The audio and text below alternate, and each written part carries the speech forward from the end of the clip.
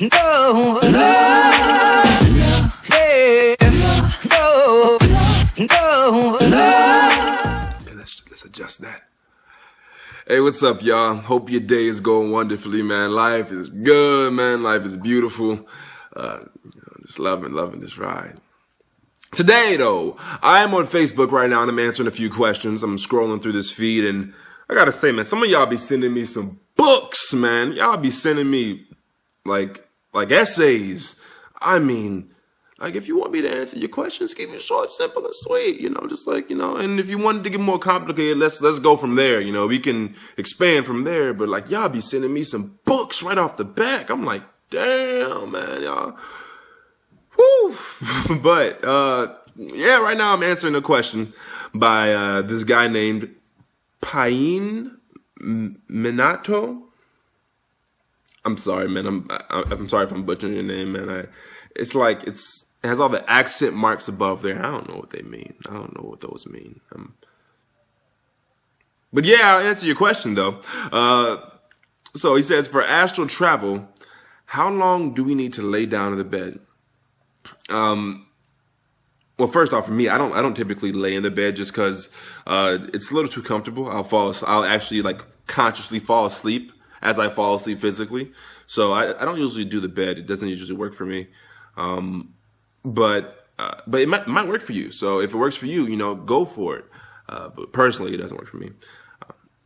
So you want to know how long it'll take for you to hit sleep paralysis, because sleep paralysis is a method that I use to astral travel. If you want to know how long it's going to take you to hit sleep paralysis, ask yourself, how long would it take for you to fall asleep normally? How long would it take for you to actually fall asleep if you were laying flat on your back? And however long it should actually take you to fall asleep, that's your answer.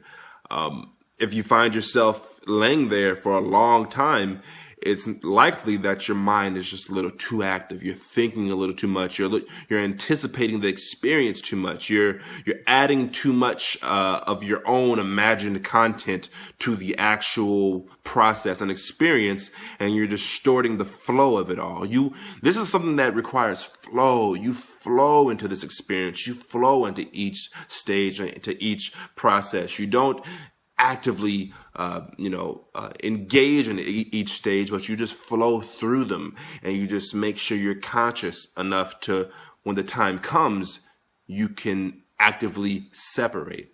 So, it shouldn't take you longer than 45 minutes. If it is, and you're just a little too active mentally, your brain does fire off neurons, and the brain activity does occur when you think a lot, and that will alert your body that, oh, this guy's still awake. So just settle down in your thoughts, and it shouldn't take you too long. I've had it sleep paralysis kick in as short as 15 minutes, 10 minutes if I'm tired enough, but I'm not usually trying to induce it when that happens. So but yeah, so it shouldn't take you too long.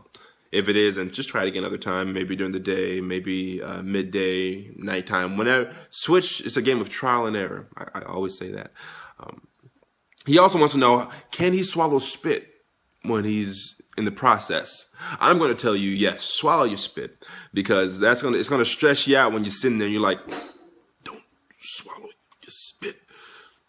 Swallow, and stress all this out, stress your mind out, and you'll be tethered to your physical body once again. So I recommend swallowing your spit. That's me personally. And once again, just keep flowing forward. Don't think about it too much. If you're thinking about your spit, you're going to be keeping yourself awake and keeping your body awake. So just relax, swallow your spit, and keep flowing forward. He also wants to know, how will he know he's out of body? That's something that only, experience can truly tell you. I mean, I can give you words, but they'll be inadequate.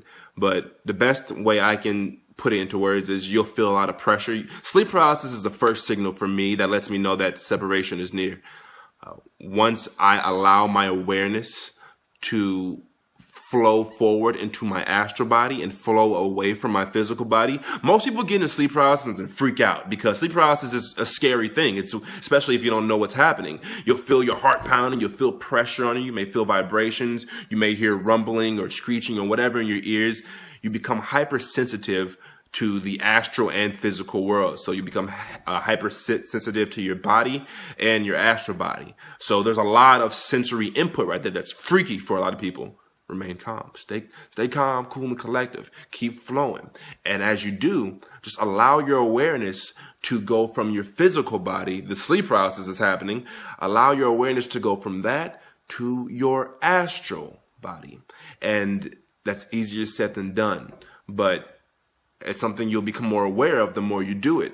The more you experience sleep paralysis, the more you might catch it. Like, oh, hold on, what's this feeling? And you'll move an astral limb. And the more, it's a game of trial and error. It's a game that's going to require many attempts. It took me months to learn how to astral project. Most people want to get this done in a matter of days. And you might be gifted enough, you might be calm enough, and, you might be able to do it that fast. Me, it took me months. I quit. I stopped trying to do it, because it was difficult. I'm like, okay, this isn't going to work. Months later, when I stopped trying so hard, boom, it happened. So that's something to take with you. And the last question he wants to know is, when should he open his eyes? And sight is something that usually kicks in when it wants to, whenever I'm doing this experience. So if I'm separating, I usually find sight to kick in once I've made it up and out of my body and I'm moving away from my body. It just works that way. I don't know. It seems as if the closer you are, your consciousness is to your physical body, the closer you want to depend on these, and you'll think that you're opening your eyes, but really it's the third eye that goes to work, and that's where you begin to see. That's where sight. What eyes are you using when you're dreaming?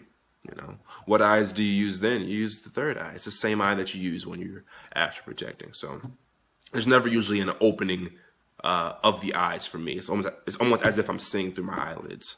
So yeah, I hope these ideas help you all. If you have any more questions, if you want me to go into more depth about anything that I said, just leave the comments below. Thumbs it up if you thought this video was helpful. And yeah, much love. You know you got my love, man. Until next time, all right? Y'all be easy. So, astral projection, guys, is a game of trial. A lot of you go online, you look up instructions, right? You're trying to find the exact step-by-step process, right? And then you try to follow it exactly. Not necessarily going to work for you. Going out and doing